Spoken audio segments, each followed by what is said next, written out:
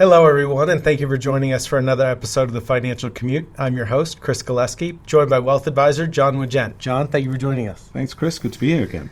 I love having you as part of the team, mainly because you're from London and you bring over sort of that international appeal and flavor that many of us could potentially ignore. The U.S. beat Pakistan in cricket last week. Yeah. How many people that you talked to that are from here in the U.S. actually even knew about it? Well, I did a little straw poll at the time around the office, and no one knew right. Which I think was probably quite a good example if you'd gone around the rest of the country and asked. I was getting messages on WhatsApp from friends in the UK. I mean, it's huge news there. Yeah. And actually, interestingly, the US team, if you look at the US team, are largely South Asian community that play for that. See here in the US, but yeah, they beat Pakistan, who are giants of cricket. I mean, that is a huge result. It's a huge result and should have gotten some headlines, but then that started us on a conversation about international investing. And you and I have talked in the past about the U.S., many places having a home bias when it comes to investing, right? I mean, we talk with firms around the world. You know, if you're located in Australia and you're an investment firm like ours, there's a chance that you have 70 or 80% of your stock exposure to be Australian stocks. And so it's not uncommon for that to happen here in the U.S. and have that home country bias and be focused here on the U.S. and try to avoid international stocks. And so that's where this conversation really started, the attractiveness of potentially international investing. And you wrote a white paper recently. We have it right here. I think you're going to publish it here soon. One of the key points that I thought was very interesting, Jon, is that most investors hold less than 10% of international stocks in their portfolio, yet the U.S. only makes up, 24% of global gross domestic product? Yeah, I mean, absolutely. And there is a huge domestic bias here, less than 10% of investors' portfolios. Actually, you flip that on the international side. When I was in the UK, and we talked about domestic bias, but there's also still a large weighting to the US there. If you look at an index like the MSCI World, that nearly 2/3 of that is US. So even though, to your point, 24% of global GDP, 2/3 of that index is actually US stocks. And that's because US stocks have just grown so much in value. Let's talk a little bit about this disconnect between the US and the rest of the world over the last 15 years, sort of post the financial crisis. I mean, US stocks from 2000 to 2009 were sort of, it's called the lost decade. Yeah. Coming out of the tech bubble, then things rebounded, and then we had the financial crisis, the GFC in 2008, 2009. U.S. stocks had just gotten battered down, especially compared to international markets.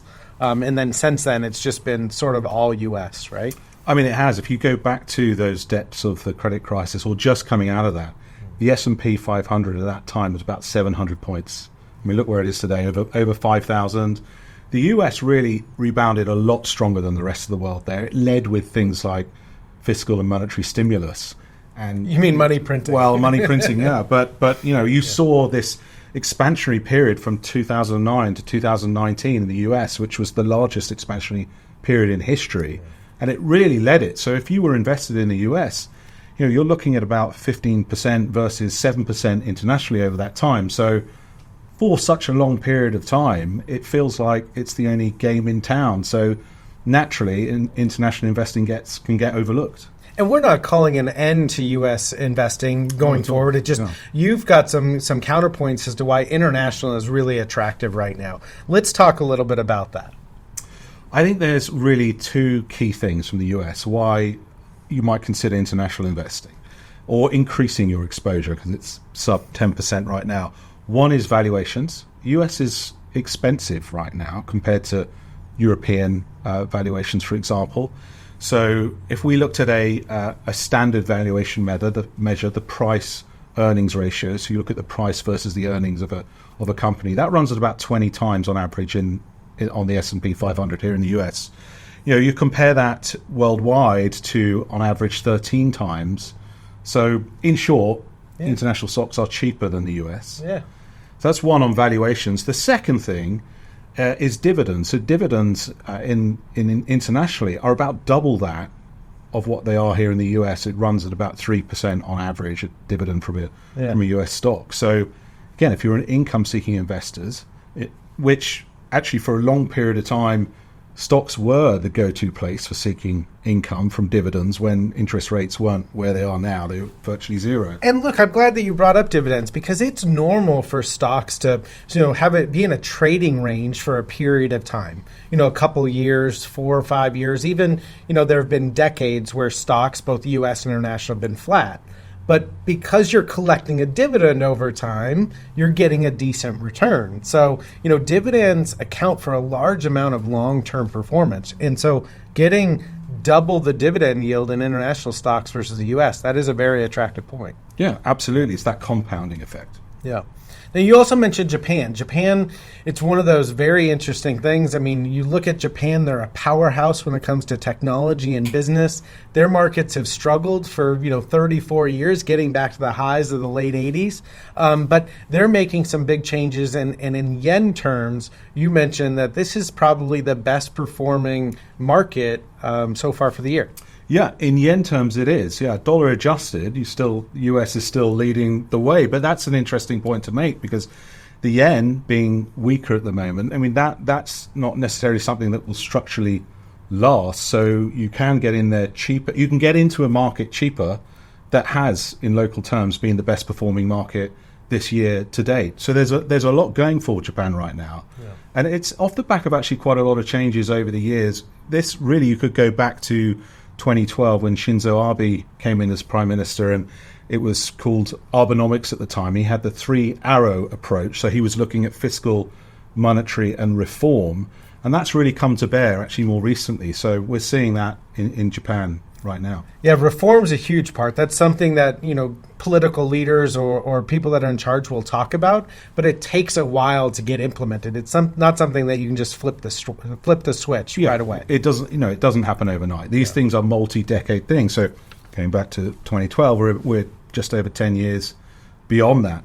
So we're seeing that reform, and there has been more recent reforms as well, which has really added on top of that and built to the more recent growth that we've seen in the Japanese markets. Yeah, I mean, even though the yen is weaker, especially compared to the dollar's been very strong, so most things are weak compared to it. It's still attracting a lot of tourism, and that's a big play there as well. You talk about tourism, you talk about foreign interest being interested in Japan. Most notably, the biggest name that stands out is Warren Buffett. He's put a lot of money in. I mean, he put money into China in 2019. He's, in the last year, put significant money into Japan. I mean, I think that shows that there hasn't traditionally been a large foreign interest in Japan. And you get an investor like Buffett, he's in it for the long term. We know that. He's got a very well-documented track record and history for that. So someone like Buffett's going in for long term, that's certainly an interesting signal. Yeah. I think one of the key takeaways is that, from a valuation standpoint, price to earnings ratio, international markets are a lot cheaper. They're actually the European Central Bank and the Bank of Canada have started to cut interest rates. I know that there's been a lot of talk here in the U.S. about not cutting rates, not necessarily increasing them either, but keeping them where they're at. The Fed is meeting later this week, so it'll be really interesting to see what comes out of that. But we're still dealing with some inflation issues here in the U.S. Typically, if a central bank is going to cut interest rates, they're doing that because they want to spur growth and economic activity, make it cheaper to borrow money. That could be another key point as to why it might be an attractive time to be looking at your international investing. Yeah, absolutely. And I mean, while we're on Japan as well, they are trying to encourage more domestic investment. So they like the interest rate moves. One of the things that they introduced in Japan more recently was the Nippon investment savings account. So to encourage domestic saving. So not just international interest, but also, they've got a very well-established market. It's very open, very transparent. It's increasingly seen as an attractive alternative to China, for example, if you're looking for that Eastern Asian investment. So there's a lot going on the tourist. You mentioned about the cheaper yen, and there's the tourist appeal right now. I mean, meetings that I'm having with clients right now, we'll be catching up. Where have you been? China. Oh, just come back from Japan. Oh, we're going to Japan. I think we have a team member of ours going to Japan next week. So it's a hot destination right now. Yeah. And if you've got dollars, great place to be right now. I'm very jealous because I would love to go to Japan. It just seems like an amazing place to go visit. But, I love the points that you brought up. And, it's not just about the U.S. versus international. It's making sure that your dollars are working well for you.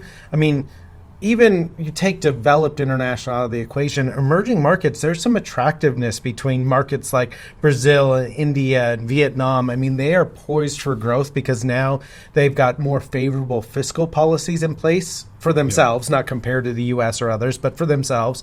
Their fiscal policies are better. They've got more stability politically, and they're taking efforts to reorganize like the global supply chain. And what that means is the growth of the middle class. So you go back to the U.S. here in like the 50s and 60s, and really that growth of the middle class, this is what some of those emerging markets are likely to go through. It's the consumer class, and places like India, they've got demographics on their side. Yeah. So Japan, actually, that's a challenge for them on demographics. Same with China, same here in the US. You go somewhere like India, you have the population that's really coming into the working environment, coming into the earning phase of their life. This huge middle class, the consumption and the consumer is driven from that part of society. So they've got demographics on their side, and that's favorable looking forward. Yeah, no, I love it. Jon, thank you so much for joining us. And, like Jon and I mentioned, if you're one of those investors that looks at your portfolio and you see, less than 10% of your holdings are invested in international markets, you may want to have a conversation with us to determine, repositioning or making sure that you've got the right amount. So when you're looking at your stock exposure, make sure that international markets represent, more than 10%. So thank you so much, Jon. You're welcome.